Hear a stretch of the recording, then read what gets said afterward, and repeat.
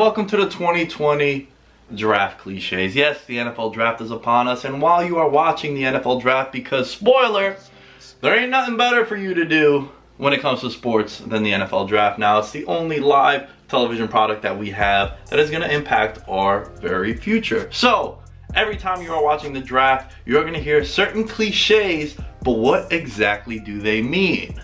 First up, a personal favorite, high motor guy. Yes, high motor guy, the way I interpret this one is a white dude from the Midwest, probably Iowa or Wisconsin. He always seems like he runs really hard, but he's really slow, and he has a never give up attitude.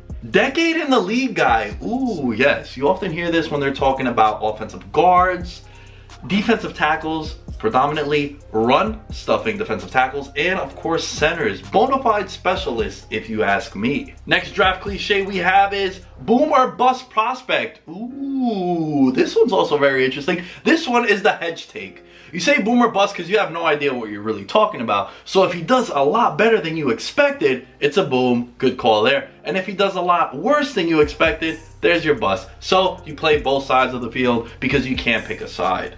Ideal slot wide receiver. Ooh, this one. You often hear this about a dude who's under 6 foot, already put in the friend zone by most women out there, probably about 170 to 180 pounds, looks like he has your dad's body, and most importantly, he's a white dude, because every white wide receiver, guys, is in the slot.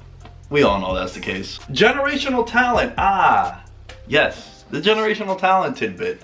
What the fuck does that mean, if we're being honest with ourselves? What exactly are we basing the timetable of generational? Because Ezekiel Elliott was generational, and then Saquon Barkley is generational, and I'm sure next year there'll be a guy that's generational. But when I think generational, I think of the running back position, because year in, year out, no position produces more players going into the next level than the running back. And oftentimes you find gems in the later rounds. Alvin Kamara, 3rd round pick. David Johnson, 3rd round pick. Le'Veon Bell, a day 2 pick. Next one up, we have student of the game. Yes, one that you usually hear about the quarterback that's not that talented, probably going to end up being a high school football coach somewhere because he's really, really good with a playbook. One of my favorites. He can make all the throws. Yeah, no shit. If you're a quarterback going into the pros, I hope you can make all the throws. But can you make all the throws? Most likely no. That's why we just throw that one out there. So it makes it seem like we know what the fuck we're talking about.